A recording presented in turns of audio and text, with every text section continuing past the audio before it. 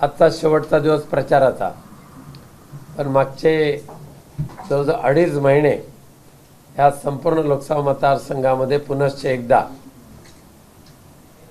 अगदी गाव संपर्क अभियान असेल, खळा बैठका असतील, जिल्हा परिषद निहाय झालेल्या जाहीर सभा असतील आणि माननीय पक्षप्रमुख उद्धवजी ठाकरे यांची रत्नागिरी आणि कणकवली येथे झालेली सभा, माननीय आदित्यजी ठाकरे यांची चिपळूण आणि सावंतवाडी येथे झालेली सभा, या मतदारसंघातील शिवसेना उद्धव बाळासाहेब ठाकरे या पक्षाचे सर्व नेते, सर्व पदाधिकारी, काँग्रेसचे सर्व सन्माननीय नेते, NCPचे शरद पवार साहेबांच्या NCPचे सर्व नेते, जनता दलाचे नेते, आम आदमी पक्षाचे नेते आणि या मतदारसंघातील सर्वच घटक जे आहेत त्या सर्व घटकांकडून उत्स्फूर्त असा प्रतिसाद आणि आशीर्वाद ह्या संपूर्ण प्रचाराच्या दरम्यान मिळतोय असं दिसून आलं. केवळ निवडणुकीच्या दरम्यान नव्हे तर खासदारकीच्या अधिवेशन जर सोडलं तर इतर महिन्यातून किमान 20 दिवस मतदारसंघामध्ये वेगवेगळ्या गावामध्ये वेगवेगळ्या वाड्यांमध्ये संपर्काच्या निमित्ताने मी नेहमीच फिरत असतो, समस्या अडचणी जाणून घेत असतो आणि त्या सोडवण्याचा प्रयत्न करत असतो आणि सर्वसामान्य लोकांच्या घरापर्यंत विनायक राऊत हा अनेक वेळा जाऊन पोचलेला आहे आणि त्यामुळे या मतदारसंघातील गोरगरीब जनतेच्या हक्काचा माणूस म्हणून, आपला माणूस म्हणून मला जे तिथे आदर, सन्मान किंवा आपुलकी मिळते त्याबद्दल मला खूप अभिमान आहे की आजही आम्ही हिंदू हृदय सम्राट बाळासाहेब ठाकरे आणि शिवसेना पक्षप्रमुख उद्धवजी ठाकरे यांच्याशी एकनिष्ठ राहिलेलो आहे. त्या एकनिष्ठतेची पोचपावती कोकणचे मतदार मशाल रूपी चिन्हावर मतदान करून देतील यामध्ये कोणती शंका नाही. आता माझे समोरचे उमेदवार जे म्हणतात, स्वतःच म्हणतात की 35 वर्ष मी सिंधुदुर्गाच्या राजकारणात आहे आणि सिंधुदुर्गाचा आमूलाग्र बदल केलेला आहे. आता हेच आम्ही आमच्या सर्वच पदाधिकारी शोधायला लागले दुर्बीण घेऊन की नारायण राणेंकडून सिंधुदुर्गाचा आमूलाग्र बदल झाला म्हणजे नेमकं काय झालं. तर मग कुडाळच्या MIDCत गेलो. कुडाळच्या MIDC मध्ये सुद्धा मोक्याचे सगळे भूखंड नारायण राणे पुरस्कृत भूखंड माफियांनी हडप करून ठेवलेले आहेत, अडकवून ठेवलेले आहेत. त्यानंतर पुढे आलो पडव्यामध्ये, तर ज्या SSPM जे कॉलेज आहे आणि हॉस्पिटल आहे त्या ठिकाणी सुद्धा वैद्यकीय उपचार घेणाऱ्यांची लूट केली जाते. ह्या 35 वर्षामध्ये जिल्हावासियांची मागणी होती की आम्हाला शासकीय वैद्यकीय महाविद्यालय द्या, ते त्यांनी न देता त्यांनी स्वतःचं महाविद्यालय सुरू करण्यामध्ये धन्यता मानली. इतर सगळे प्रोजेक्ट जे आहेत हे स्वतःने स्वतःच्या कुटुंबियांपुरते नारायण राणेंनी आणले. त्याही पुढे जाऊन अजून सांगेन की जर ह्या जिल्ह्यामध्ये 1999 साली महसूल मंत्री असताना 42,000 एकर जमीन, 4,200च्या ऐवजी 42,000 हेक्टर जमीन खाजगी वनसंज्ञा लावण्याचं पाप नारायण राणेंनी केलेलं आहे. पूर्वी होती 4,200, त्याच्यावर फक्त 1 शून्य वाढवला, पण 1 शून्य वाढवून 42,000 म्हणजे महाराष्ट्रातल्या 64,000 पैकी केवळ 42,000 हेक्टर जमीन केवळ सिंधुदुर्गामधली वन खात्यामध्ये वन संज्ञामध्ये जाहीर केली.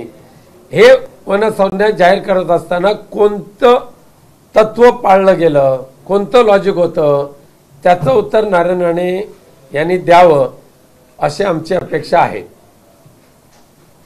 चिपी विमानतळाचं सांगतात, सीवर्डचं सांगतात, त्याचा सुद्धा भंडाफोड आम्ही अनेक वेळा केलेला आहे.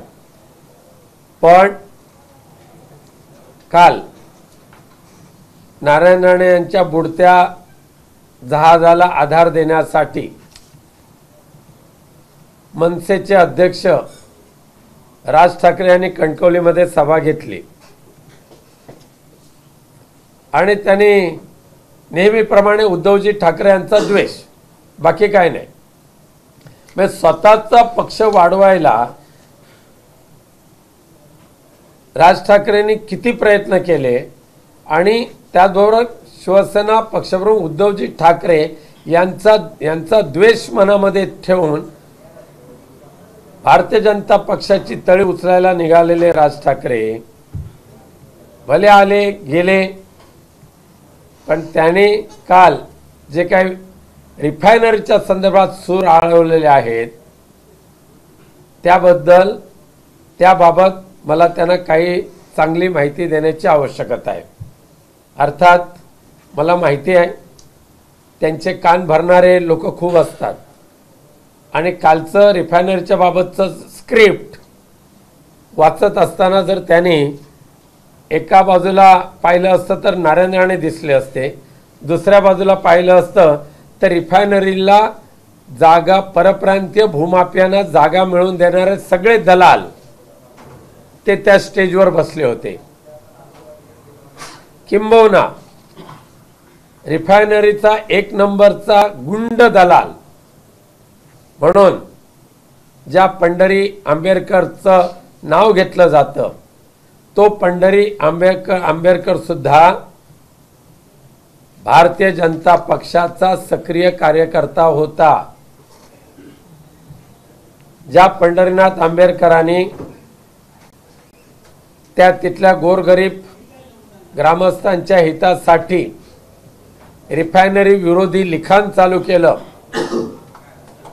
म्हणून पंढरीनाथ आंबेडकर सारख्या गुंडाने एक बिचाऱ्या गरीब अशा वारिसे, पत्रकार वारिसे यांची हत्या केली. आणि एवढंच नव्हे तर रिफायनरी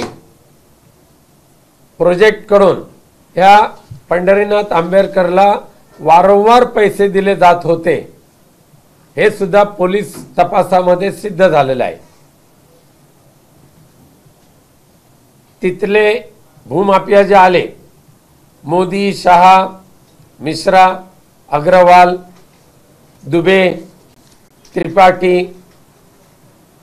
हे सगळे जे आलेले आहेत, हे आणण्यासाठी भारतीय जनता पक्षाच्या ज्या ज्या दलालांनी दलाली केली त्यांची नावं जर राज ठाकरेंनी जर थोडासा अभ्यास करून माहिती करून घेतली असती तर त्यांनी खासदार म्हणून माझ्यावर खापर फोडलं नसतं. अर्थात त्यांना स्क्रिप्टच दिलं होतं की नारायण राणेंची तळी उचलायची आहे आणि विनायक राऊतला बदनाम करायचं आहे. रिफायनरी सारखा कोकणला निसर्ग संपन्न कोकणला भस्मसात करणारा प्रकल्प आमच्या माथी मारण्यापेक्षा तो गुजरातला घेऊन जावा 3 लाख कोटींसहित, ही मागणी यापूर्वी सुद्धा आम्ही केली, तिथल्या स्थानिक ग्रामस्थांनी पण केलेली आहे. पण राज ठाकरे साहेबांनी किंवा त्यांना मला एक विनंती करायची आहे की तुम्ही ज्यांच्या बुडत्या जहाजाला आधार द्यायला आलेला आहात ना, त्या नारायण राणेंना आणि त्यांच्या चिरंजीवाला विचारा की काही वर्षापूर्वी छाती ठोकून रिफायनरीचा विरोध करणारे नारायण राणे खरे की आता सत्तेची लाचारी पत्करून रिफायनरीचं समर्थन करणारे नारायण राणे खरे? या 2 प्रश्नाचं उत्तर जर राज ठाकरे यांनी घेतलं असतं तर कदाचित रिफायनरीच्या संदर्भात त्यांना बोलण्याची गरजच पडली नसती। आणि म्हणून त्याने काल जे म्हणाले की 5,000 एकर जमीन कशी उपलब्ध झाली, यामागे इथला खासदार विनायक राऊत यांचे हात असल्याचा गंभीर आरोप राज ठाकरे यांनी केलेला आहे। एका पक्षाचे प्रमुख म्हणून विनायक राऊतचं तुम्हाला आव्हान आहे की जर त्या रिफायनरी म्हणजे नाणार रिफायनरी, बारसो रिफायनरी ह्या संपूर्ण गावामध्ये 1 इंच जरी जमीन आम्ही परप्रांतीय भूमाफियांना दिली असेल किंवा आम्ही स्वतः कमवली असेल तर राज ठाकरे यांनी सिद्ध करून दाखवावं, नाहीतर रिफायनरीच्या त्या गावांमध्ये येऊन तिथल्या लोकांची माफी मागावी, विनायक राऊतची माफी मागण्याची आवश्यकता नाही। पण तुमच्या मनसेचे पदाधिकारी राहिलेले जे लोक इथे आहेत त्या लोकांनी किती जमिनी लोकांच्या हडप केलेल्या आहेत ग्रामस्थांच्या, त्यांचा पंचनामा जर करायचा झाला तर ती सुद्धा एकदा विस्तृत माहिती तुम्हाला मी पाठवून देईन, मग कळेल की तुमचे लोक कसे लोकांना फसवतायत। तो मुंडन करण्याची भाषा केलेला एक तो त्यांचा जिल्हाध्यक्ष, अधिकाऱ्यांना मारझोड करायची, व्यापाऱ्यांकडे 5 कोटीची खंडणी मागायची आणि त्या अशा या खंडणीखोरांना बरोबर घेऊन राज ठाकरे कणकवलीला जरी तुम्ही आलात तरी सुद्धा तुम्ही ज्याचा प्रचार केलेला आहे त्या खुनसी वृत्तीचा बिमोड, त्या विकृतीचा बिमोड या कोकणवासीय जनता केल्याशिवाय राहणार नाहीत। मुख्यमंत्री राहिलेले नारायण राणे उद्योग मंत्री होते, आज केंद्रामध्ये सुद्धा देशाच्या 80 कोटी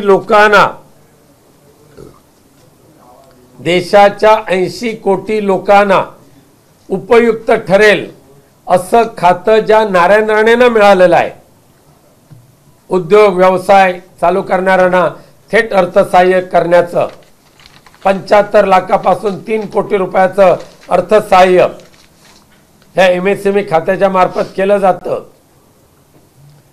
त्या नारायण राणेंच्या कारकिर्दीमध्ये 35 वर्षाच्या कारकिर्दीमध्ये दुग्ध मंत्री झाले, मुलांनी या सिंधुदुर्गातल्या दूध उत्पादक शेतकऱ्यांचे पैसे आजही 5 कोटी रुपये डुबवलेले आहेत। कुठली तुमची प्रतिभा ना ती प्रतिभा डेअरी। उद्योग मंत्री झाले, कुडाळ MIDCतले सगळे भूखंड मोक्याचे भूखंड हडप केले, एकही उद्योग मोठा प्रोजेक्ट उद्योग मंत्री म्हणून, मुख्यमंत्री म्हणून किंवा केंद्रातले मंत्री म्हणून नारायण राणेने ह्या मतदारसंघामध्ये आणला असेल तर दाखवून द्यावा।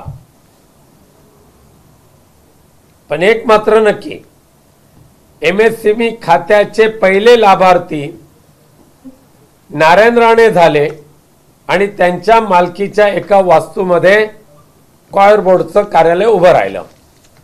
आता किती लाख भाडं घेतात ते तुम्हाला सुद्धा सर्वांना माहिती आहे। म्हणजे येईल ते ओरबाडायचं आणि इतरांच्या नावाने ठाणा करायचं, अशा पद्धतीने काम करत असताना रक्तरंजित इतिहास, राजकीय इतिहास ह्या जिल्ह्यामध्ये जर कोणी निर्माण केला असेल तो नारायण राणेंच्या कारकिर्दीमध्ये निर्माण झाला। आणि म्हणून 2014 साली गडचिरोली जिल्ह्याच्या नंतर संवेदनशील जिल्हा म्हणून मतदान केंद्र त्या पद्धतीने निर्माण करण्याचं काम नारायण राणेंनी केलं, ही त्यांची मोठी कारकीर्द। उलट 2014 नंतर आज 10 वर्ष 2024 ला या संपूर्ण लोकसभा मतदारसंघामध्ये एकही संवेदनशील केंद्र नाही। शांतता, सुव्यवस्था, विचार, सुविचार जपणारा हा कोकण निर्माण करण्याचं काम विनायक राऊतने केलं, वैभव नाईकाने केलं आणि आम्ही सर्वांनी केलंय। हे आमचं या ठिकाणी मोठेपण सांगत नाही, तर हे आमचं कर्तव्य आम्ही पार पाडलेलं आहे। आणि म्हणून काल सुद्धा राज ठाकरे यांनी कातळ शिल्पाचं समर्थन केलंय। आज त्याच रिफायनरीच्या परिसरामध्ये त्यांना मी आमंत्रित करतोय, कधीतरी वेळ मिळाला ह्या रखरखत्या उन्हात येऊ नका, पण त्या रिफायनरीच्या बारसूच्या परिसरामध्ये जवळजवळ 200च्या आसपास 14,000 वर्षापूर्वीची कातळ शिल्प आहे। ती कधीतरी पाहायला या आणि मग ठरवा कातळ शिल्प काय वाचवायची की रिफायनरीने ती उद्ध्वस्त करायची। एकीकडे कातळ शिल्पाचं समर्थन करताय आणि दुसरीकडे रिफायनरीचं सुद्धा तेवढ्याच ताकदीने बाजू मांडताय। खरे राज ठाकरे कोण? कातळ शिल्पाचं संवर्धन करणारे की रिफायनरची तळी उचलणारे? आणि म्हणून ते आले, ते गेले आणि ज्यांचा उमेदवार ज्यांचा प्रचार केला ते पडले असं गृहीत धरून त्यांनी त्याच्यामध्ये समाधान मानावं। आज आम्ही सर्वच जण, माझ्यावर असलेले माझे आमदार वैभव नाईक, आमदार राजन साळवे, सन्माननीय शिवसेना नेते आमदार भास्कर शेठ जाधव आणि सगळेच आमचे इंडिया आघाडीचे आमचे सर्व मान्यवर पदाधिकारी, आम्ही एकजुटीने, एक दिलाने, एक विचाराने काम करतोय अत्यंत प्रामाणिकपणे। आज आम्हाला मतं मागायला स्लिप आणि 1,000चं पाकिट द्यावं लागत नाहीये। नारायण राणेने केवळ आणि केवळ विकृतीने अविचार ह्या कोकणमध्ये राजकारणामध्ये आणला, कोकणात राजकारणाच्या माध्यमातून। आत्ता सुद्धा त्यांची मंडळी बऱ्याच ठिकाणी पैसे घ्या आणि मतदान करा, पैसे घ्या आणि मतदान करा, त्या पाकिटाबरोबर स्लिपाबरोबर 1,000चे पाकिटं देत आहेत। रिफायनरीच्या माध्यमातून तर रिफायनरीला समर्थन देताना किती बार्गेनिंग केली गेली, किती केवढा मोठा ठेका मिळवला हे सुद्धा लोकांना माहिती आहे। आणि त्या ठेक्यातून एक कवडीमोल किंमत तुम्ही मतदारांची करताय। अरे गॅसचा भाव 1100 झाला आणि तुम्ही मतदारांना 1,000 रुपये देताय। अशा पद्धतीने मतदारांना लाचारी पत्करण्याची प्रवृत्ती आमच्या या कोकणच्या मतदारांमध्ये नाही। म्हणून अनेकांनी हे जे 1,000 रुपयाची पाकिटं घरात आली होती ती त्या मंदिरामध्ये नेऊन ठेवली, त्यांना परत केली आणि दुसरे एकीकडे सत्तेचा वापर करून अमाप संपत्ती कमवायची आणि निवडणुकीमध्ये काम न केल्यामुळे मतदानासाठी हजार रुपयाचं वाटप करायचं, ही दुष्प्रवृत्ती कोकणवासी पूर्णपणे संपवतील अशी मला खात्री आहे। तुम्हाला बोलायचं? राऊत साहेब, काल राज ठाकरे असं म्हणाले की 7.5 वर्ष उद्धव ठाकरे सत्तेत होते, 5 वर्ष भाजप बरोबर आणि 2.5 वर्ष ते मुख्यमंत्री होते, तरी महाराष्ट्रातले उद्योग आणि प्रकल्प राज्याबाहेर का गेले? राज ठाकरेंचं थोडं इथे आल्यानंतर स्मरणशक्ती कमी झाली असं मला वाटतं। जे उद्योग गेलेले आहेत, वेदांता फॉस्कॉन असेल, टाटा एअरबस असेल, ते ह्या एक गद्दार एकनाथ शिंदेच्या कारकिर्दीत मध्ये गेलेले आहेत, देवेंद्र फडणवीसांच्या कारकिर्दीत गेलेले आहेत। ह्याचं विस्मरण कदाचित त्यांना झालं असेल, पण त्यांना मी आठवण करून देतो की त्याची तारीख बघा कधी गेलेले आहेत ते। आपलं डायमंड मार्केट कधी गेलंय ते बघा, वेदांता फॉस्कॉन कधी गेलंय ते बघा, JNPT प्रोजेक्ट कधी गेलाय तो बघा, नाही आता टाटा एअरबेस कधी गेले ते बघा, आणि वर्ल्ड कपची फायनल जी आहे म्हणजे देशाच्या क्रिकेटला हरवायचं ही सुपारी घेऊन तिकडे गेले गुजरातला आणि हरले बिचारे आपले। ते जर मुंबईत झाली असती तर 100% वर्ल्ड कप आपण जिंकला असता। त्यांचा आणखी एक दावा होता की समजा जर मुख्यमंत्री पदावर बिनसलं नसतं तर आज हे एकत्रच असते, एकमेकांवर टीका करण्याची वेळ आली नसती। याबाबत आमचे पक्षप्रमुख उद्धवजी ठाकरेंनी अनेक वेळा भूमिका मांडलेली आहे। भारतीय जनता पक्षाची लाचारी स्वीकारण्यासाठी बाळासाहेबांची शिवसेना आणि ती उद्धव साहेब जे पुढे चालवतात ती भारतीय जनता पक्षाची लाचारी पत्करण्यासाठी नाही, त्यांच्या दंडुकेशाहीला, त्यांच्या दादागिरीला, त्यांच्या हुकुमशाहीला पुरून उरून एक देशातले उत्कृष्ट मुख्यमंत्री म्हणून त्यांनी जो नावलौकिक मिळवला तो वशिलेबाजीने नाही, तो ऑन मेरिट.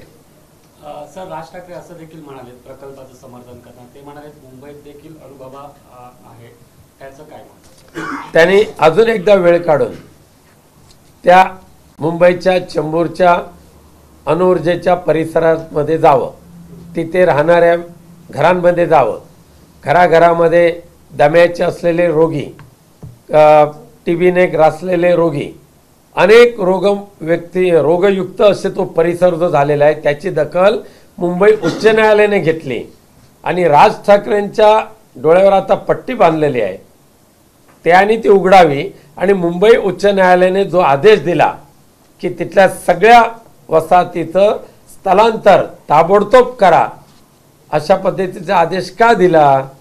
एवढी जर रिफायनरी चांगली होती तर मुंबई हायकोर्टाने दखल घेऊन लोकांच्या आरोग्याच्या दृष्टीने वसाहतीचं दुसरीकडे स्थलांतर करा हा आदेश का दिला, याचा जर अभ्यासकारांनी बोला की.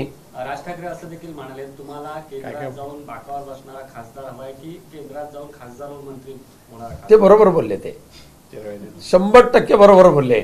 ते नारायण राणेंना लागू आहे, विनायक राऊतला नाही आहे. विनायक राऊत लोकसभेमध्ये जाऊन 108 वेळा देशाच्या संसदेमध्ये बोललाय, मतदारसंघाच्या, देशाच्या आणि राज्याच्या प्रश्नावर. आणि नारायण राणे 2दाच उभे राहिले आणि 2दाही आपटले. लोकसभा आणि राज्यसभेच्या अध्यक्षांनी त्यांना जी तंबी दिलेली आहे त्याला अनुसरून ते बोलले. फक्त त्या नारायण राणेंना वाईट वाटू नये म्हणून ते नाव न घेता बोलले. मुख्यमंत्री म्हणतात की फडणवीसांच्या बाबतीत एक मोठा कट रस्ता लागला होता आणि यामध्ये उद्धव ठाकरे आणि शरदचंद्र पवार गटाची एक महिला आमदार, एक आमदार आणि IAS अधिकाऱ्याचा हात होता, असा थेट आरोप मोहित कंबोजने आज केलाय.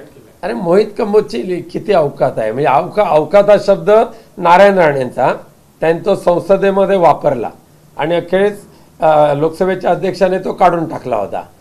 पण त्याची किती उंची, राजकीय उंची किती, केवळ आणि केवळ सत्ताधाऱ्यांचे पाय धुण्यापलीकडे मोहित कंबोजचं काम काय नाही. त्यामुळे त्याला फार किंमत आम्ही देत नाही. काल जठार यांनी सांगितलं की धर्मेंद्र प्रधान यांनी आपल्याला स्वच्छतागृह दिलं नाही म्हणून तुम्ही नानांना विरोध करताय. अरे एका स्वच्छतागृहासाठी माझा तत्व आणि माझे विचार असे मी रस्त्यावर आणलेले नाहीत. पण एक मात्र नक्की, धर्मेंद्र प्रधान ज्या वेळेला पेट्रोलियम मिनिस्टर होते सातत्याने मला भेटून सांगायचे, आप कुछ ना कुछ करो और रिफायनरी आगे जाने दो.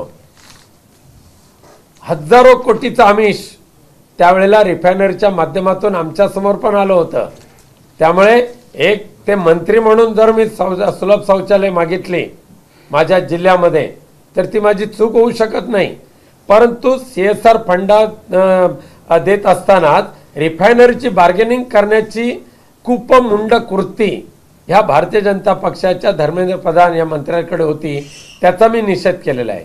एवढंच नव्हे तर सध्याचे सुद्धा पेट्रोलियम मंत्री हरदीप पुरी यांच्याकडे मी ज्या वेळेला रिफायनरी विरोधी शिष्टमंडळ घेऊन गेलो, या मंत्र्याने मला 3 दिवस भेट देण्याचं नाकारलं. अखेरीस त्यानं पत्र दिलं, जर मला भेट दिली नाही तर उद्या संसदेमध्ये तुमच्या नावानिशी मी उल्लेख करून पंतप्रधानांकडे तक्रार करेन. त्यावेळेला मग घाईघाईने 2 वाजता बोलवून घेतलं. पण मला भेटले, पण शिष्टमंडळाला भेटायला नकार दिला. त्याच वेळेला हरदीप पुरीनं सांगितलं, जर शिष्टमंडळाला भेटला नाही तर शिष्टमंडळासहित इथे मी उपोषण करून बसणार. अखेरीस ते शरण आले. त्यामुळे हा आवाज असावा लागतो लोकप्रतिनिधीचा. राज ठाकरे यांनी काल नारायण राणेंचं कौतुक करताना होतं, सपाटा घेऊन काम करणारा असं मुख्यमंत्री मी पाहिला नाही. बाळासाहेब ठाकरे सुद्धा म्हणायचे की वाघ आहेत कामामध्ये. बॅरिस्टर अंतुलेनंतर नारायण राणेंनी कामाचा झपाटा लावला. शिवसेनेत बाळासाहेबांचे ते कार्यकर्ते होते तोपर्यंत, पण नंतर सत्तेसाठी बेईमानी केल्यानंतर त्यांच्या शरीरामध्ये बेईमानीच घुसलेली आहे. आणि मग त्यावेळेला सुद्धा मुख्यमंत्री बाळासाहेबांनी केलं. एक प्रोजेक्ट कोणता आणला सिंधुदुर्गमध्ये? काँग्रेसच्या राजवटीत मंत्री झाले, कोणता प्रोजेक्ट आणला सिंधुदुर्ग रत्नागिरीमध्ये? आता मोदींच्या याच्यामध्ये पण एवढं मोठं खातं त्यांच्याकडे आहे, काय दिवे लावले? कुडाळ एमआयडीसी मध्ये आपण म्हटलं, कुडाळ एमआयडीसी मध्ये राणेंनी जमीन बळकावली असं आपण म्हटलंय, नेमकी किती जमीन आहे? कुडाळ एमआयडीसीतले मुख्याचे सगळे भूखंड नारायण राणेंच्या समर्थकांचे आहेत. नारायण राणेंनी बळकावले असं नाही म्हणालो, त्यांच्या समर्थकांचे आहेत. आणि त्याही पुढे जाऊन सांगतो, स्वतःच घेतलेले आहेत वेगवेगळे भूखंड. 70 एकर जमीन ही त्यांच्या कंपनीच्या नावे आहे. कुडाळ एमआयडीसीतील माझे सहकारी वैभव नाईक अधिक माहिती देतील याबाबत. माझा एक प्रश्न आहे. नारायण राणेंनी काय म्हटलंय की केंद्रामध्ये आमचं सरकार आहे, मग खासदाराला इथं निवडून देऊन तुमचा विकास काम कशी होणार, त्यामुळे मला निवडून द्या. अरे ते मंत्री असताना सुद्धा खासदारांनी गव्हर्नमेंट मेडिकल कॉलेज इथे आणलं. या मुंबई गोवा राष्ट्रीय महामार्ग पुरा करून घेतला. या संपूर्ण किनारपट्टीच्या गावांमध्ये भूमिगत विद्युत वाहिन्या टाकण्यासाठी 1800 कोटी आणलेले आहेत इथे. त्यांच्या कारकिर्दीत कॅथलॅब पळून लावली इथून सोलापूरला. हे त्यांचं कर्तृत्व. वैभव नाईक साहेब बोलतील. राहुल सर, एक प्रश्न होता की मुख्यमंत्री असं म्हणतात की धनुष्यबाणाचं बटन दाबून ठाकरे गटाचा टांगा पलटी करायचा आहे आणि मशालीची पुढच्या काळात चिली म्हणून. हे मुख्यमंत्री एकनाथ शिंदे म्हणतात. त्यांचा अनुभव आहे तो, कारण मी त्यांना बऱ्याच वर्षापासून ओळखतो. आणि चिलीम हा शब्द ज्या वेळेला मुख्यमंत्री एकनाथ शिंदेना आठवला, त्यावेळेला पूर्वी आपल्या भूतकाळामध्ये ज्याचा ज्याचा स्वीकार करत होते, आजही त्याचं स्मरण त्यांच्या हृदयामध्ये आहे. तुमचे साहेब प्रतिस्पर्धी उमेदवार नारायण राणे यांनी उद्धव ठाकरेंच्या आव्हानाला प्रत्युत्तर देताना असं आव्हान दिलंय की काढायची भाषा करता तर वेळ आणि तारीख जाहीर करा, कुठे केव्हा यायचं ते सांगा. त्यावर काय? हे बघा, ही गाड्याची आणि रस्ता रोकायची भाषा नारायण राणे तुम्ही केलात पहिली. आम्हाला ती इच्छा नाही आहे.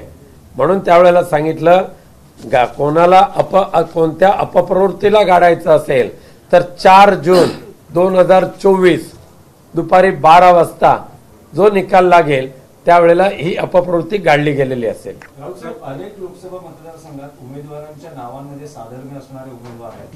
तुमच्या मतदारसंघातही एक विनायक राऊत आहे. तर अशा वेळेस काही म्हणजे या स्ट्रॅटेजीचाही कधी भाग असतो, पण तुम्हाला काही डोकेदुखी ठरू शकते. हे दरवर्षाचं त्यांचं नौटंकी आहे. मी नाही केलं तसं. प्रत्येक निवडणुकीला विनायक लव राऊतच्या नावाने एक उमेदवार उभा करायचा. काही बऱ्याच मोठ्या प्रमाणात त्याला आर्थिक मदत करायची आणि त्या उमेदवाराने फक्त 30 नाही तर 40 मतं घ्यायची.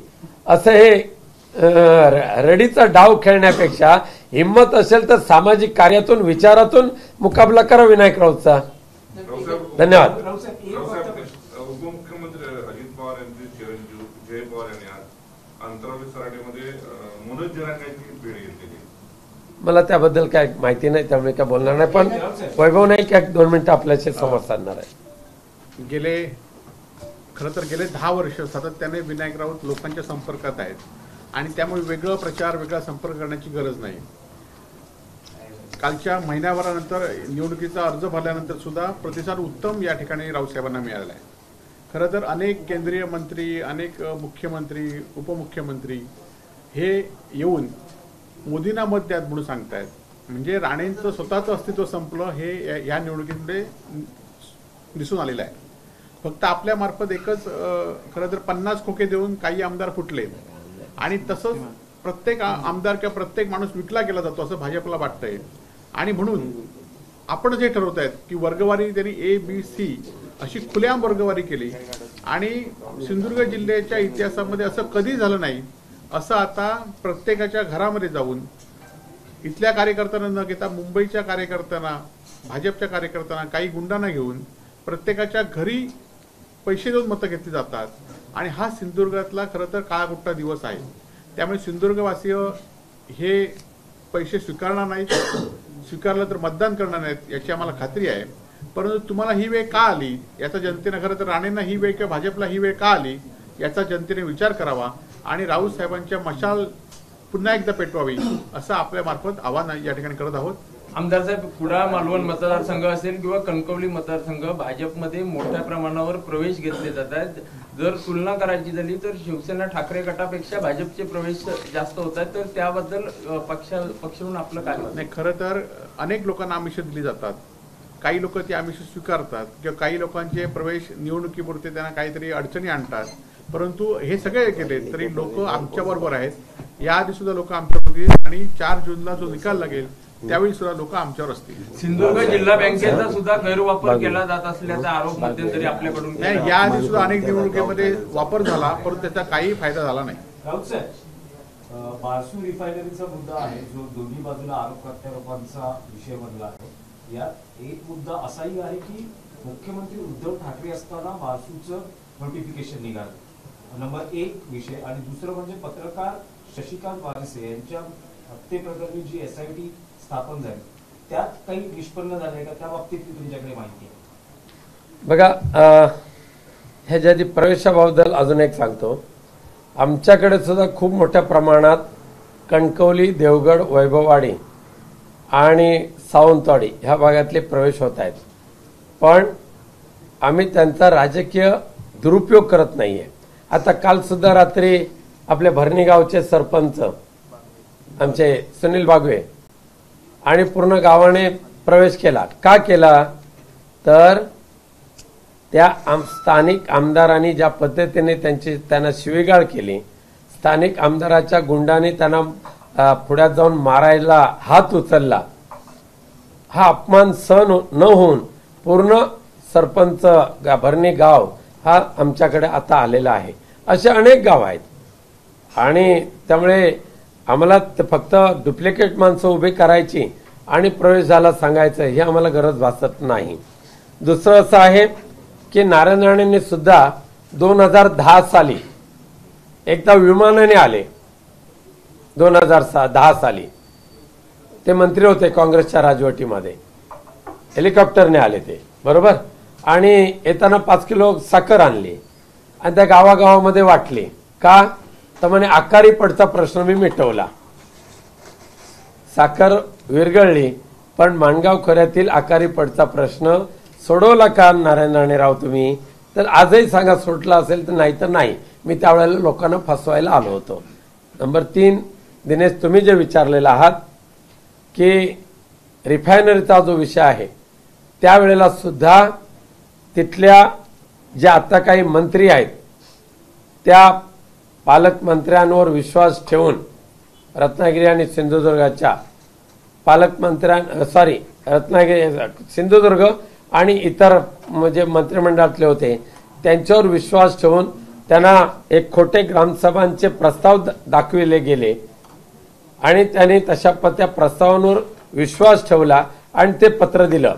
पण ज्या वेळेला ते प्रस्ताव दिशाभूल करणारे होते हे ज्या वेळेला लक्षात आलं त्यावेळेला स्वतः मुख्यमंत्री उद्धवजी ठाकरे गिरमादेवी कोणमध्ये आले, बारसूमध्ये आले आणि लोकांच्या समोर माझा या रिफायनरीला विरोधच आहे हे सांगण्याचं धारिष्ट दाखवलं. धन्यवाद.